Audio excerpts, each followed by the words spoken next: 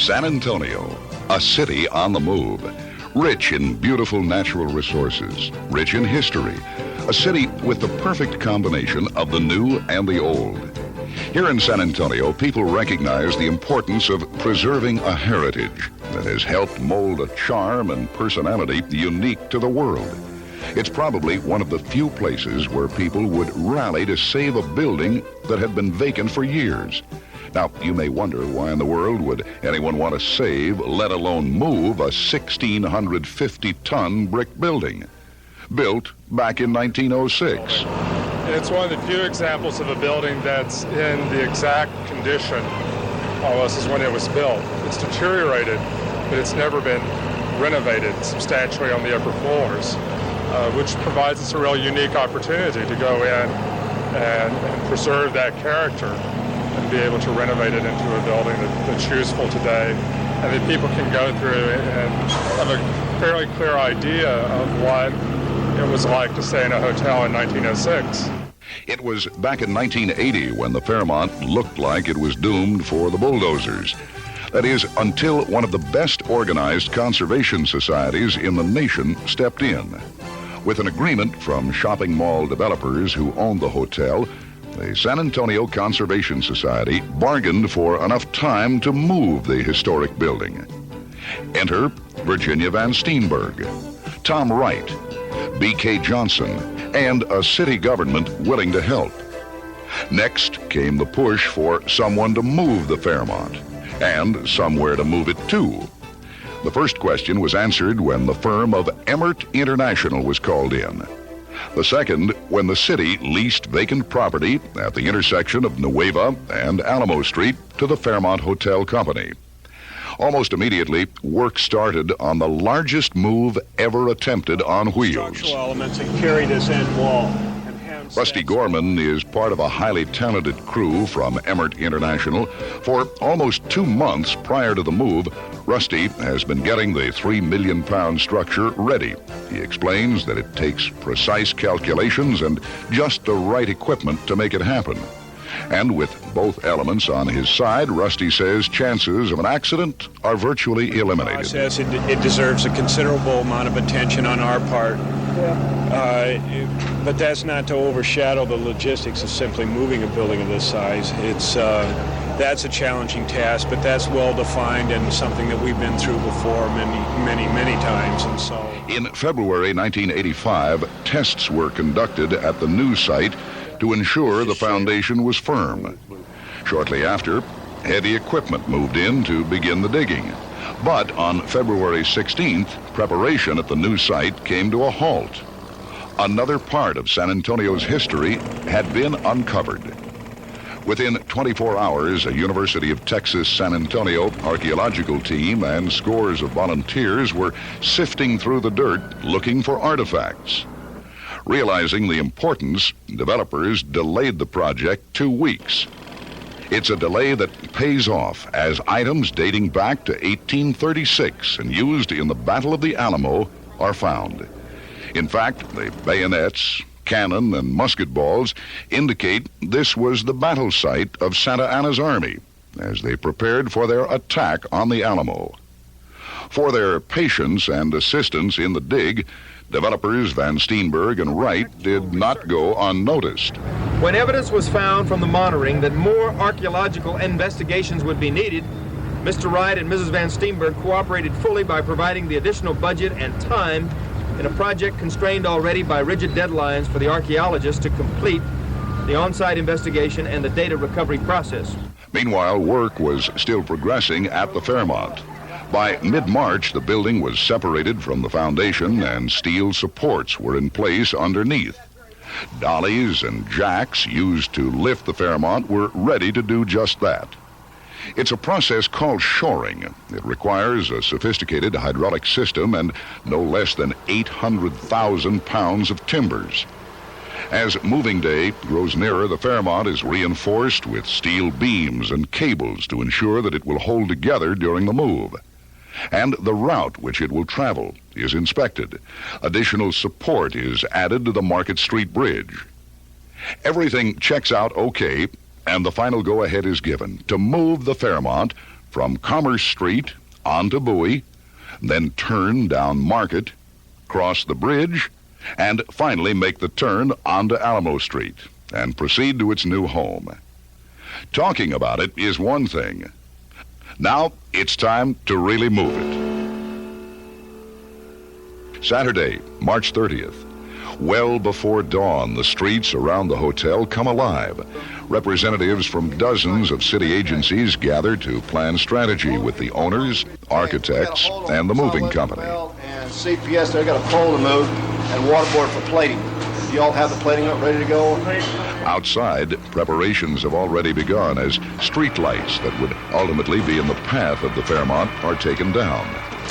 Metal plates weighing over a ton each are placed on the pavement to protect an underground water line. With everything in order, Emmert International's Rusty Gorman makes final preparations for getting the move underway. I know. So they've got the sand coming, you've got the plate coming, or plate here. All right, so we're in good shape. Let's just take a few minutes and get the sand.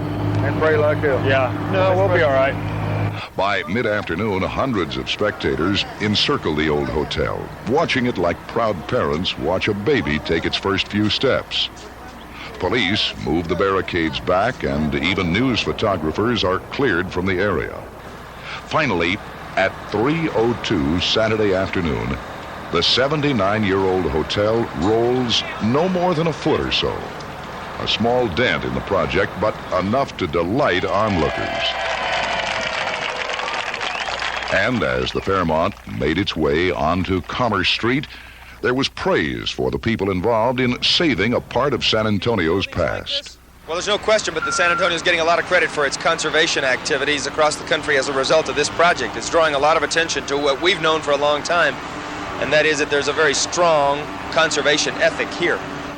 By the end of Saturday, the intersection at Bowie and Commerce was cleared, and crews had begun to take timbers to the new location. The end of the first long, grueling day, a day in which success was measured in inches.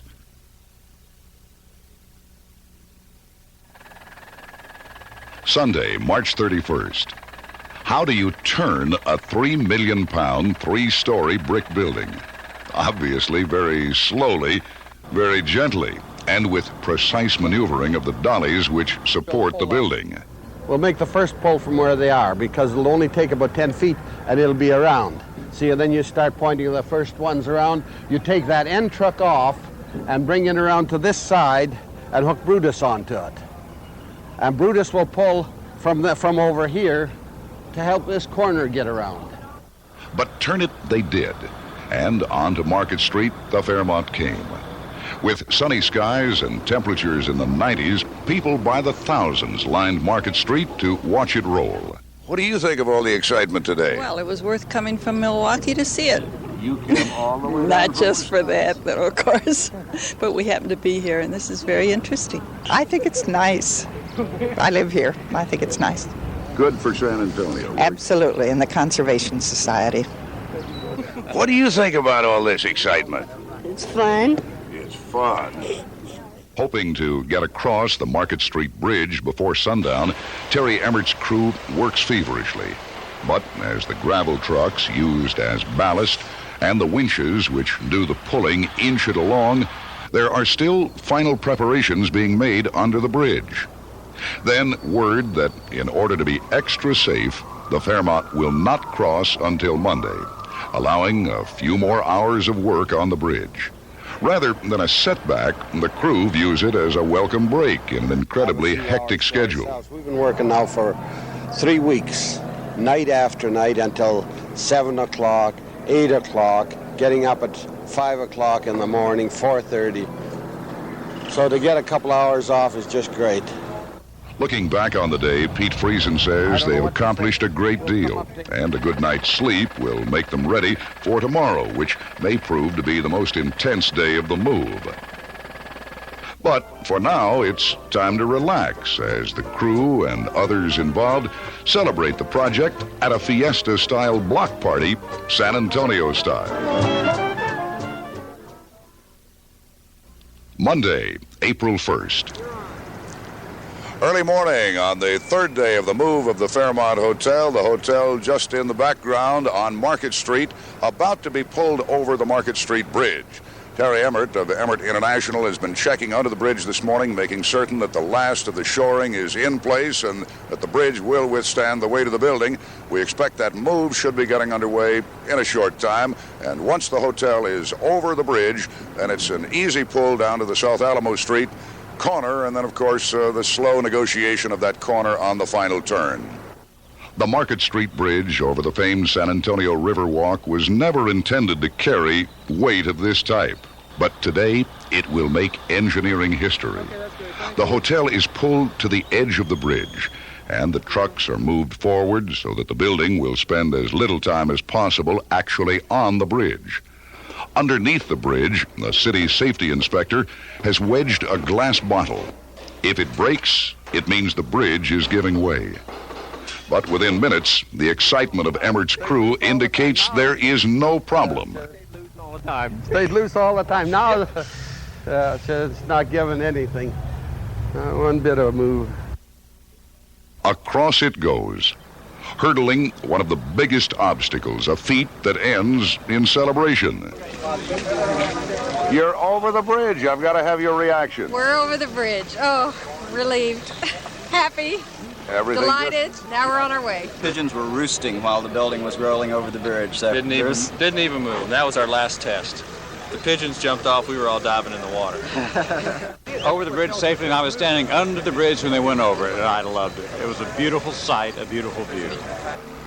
But the work for Monday has just begun. There is another turn to make, and it is the most difficult turn of the journey. But I keep sweeping the curb. See, I'm supposed to be coming, my schedule calls for me to come right in through here, through the arc.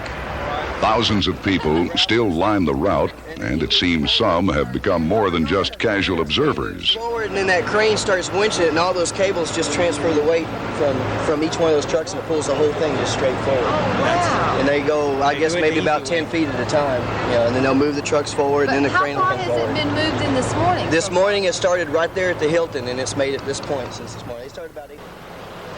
Everyone rallies behind the Fairmount, wishing it good luck. And everyone agrees they've never seen anything quite like this. Well, I believe this would be one of the wonders of the world. And I really believe it. Oh, I think it's great. It really is wonderful to see. I really am enjoying looking at this. It's really something. I'll tell you, something like we've never seen before. Something we'll probably never see again in this part of the country. It's really something, it really is. Late in the day, the turn onto South Alamo Street is complete, and the Fairmount is now into the home stretch, somewhat behind schedule. Like the two before it, today has been long yet highly successful. Tuesday, April 2nd. With much of the hardest work behind them, today is spent moving the Fairmount the rest of the way down South Alamo Street and parking it in front of the new site. Materials for the new foundation are still being brought in. It is apparent the project will remain slightly behind the original schedule. Wednesday, April 3rd. Come Wednesday, Emmert International's crew begins adjusting the dollies for the turning and backing of the Fairmount onto its new foundation. It's another tedious and extremely difficult step toward the hotel's new address, 401 South Alamo Street. Thursday, April 4th. By late Thursday, the Fairmount had moved its last inch. There were no huge crowds, no party. Just a handful of satisfied and tired people who, since early 1985, had been working relentlessly to see that project successfully completed. But it's just the end of the story for some of the people. For others, it's just beginning, as renovation of the historic building gets underway. And by 1986, the Fairmount will take on a new look. New, yes, but still adhering to the concept of Van Steenberg, Wright, and Johnson that the building must retain the charm of the turn-of-the-century original Fairmount Hotel. It's that tradition of preserving the best of the old that has given San Antonio its world-renowned uniqueness.